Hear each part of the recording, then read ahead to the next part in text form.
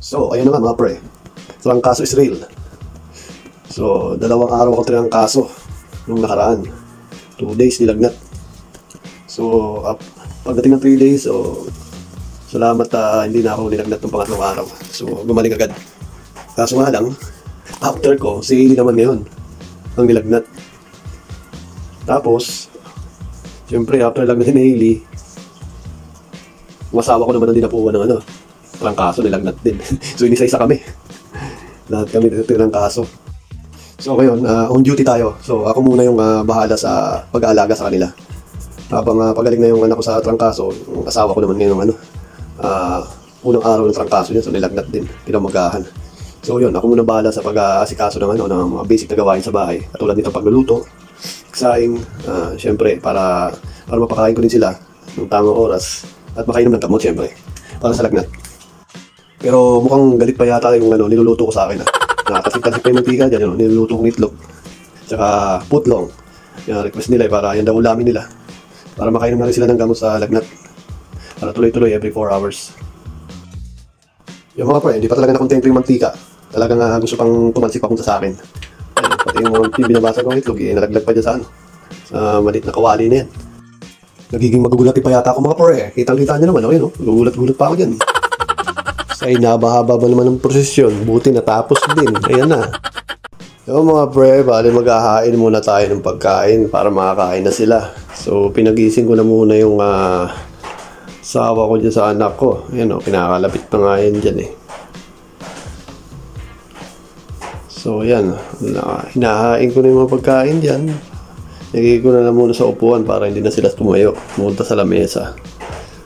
So ayan kahit pa paano may gana naman kumain sila.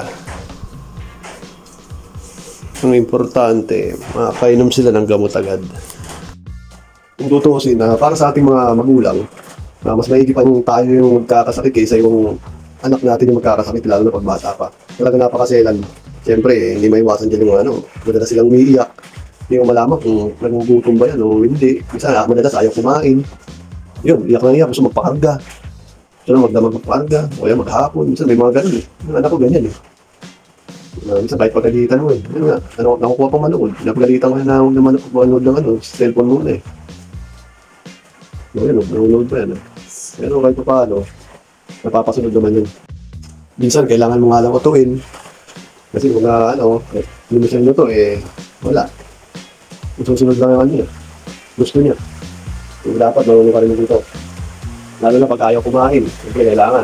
Gagawan nyo ng parang para makakain siya. Tapos, minsan, may mga bawal na gusto pa talagang kainin. So, may lagnat na yan. Humihilig pa na ice cream. Kaya talaga, kailangan, ikaw yung masusunod. At siya yung susunod kayo. Ito kasi pag pininsunti ang bata, sige yan. Magagamit ka sa'yo, baka awayin ka pa. Yun ang ayaw ko sa kanya. Yun ang ayaw ko sa anak ko. Pagdating nga pala mga pre sa gamot na iniinom natin, mga pangunahing lunas katulad ng mga trangkaso, yung mga lagnat, ganyan, ubot, sipon, tumangkilik lamang kayo sa mga lehitimong seller ng mga gamot para maging tiyak at garantisado nasa mabuting kalusugan ng buong pamilya. So yun, sa mga lehitimong seller, katulad ng mga butika, pharmacy, or kahit ang pantawag nyo dyan, drugstore. So yung mga produkto nga pala na binibenta ko na gamot dito sa tindahan, mga pangunahing lunas, mga produktong well drug yun. So, garantisadong lihitimo at mapagkakatiwalaan.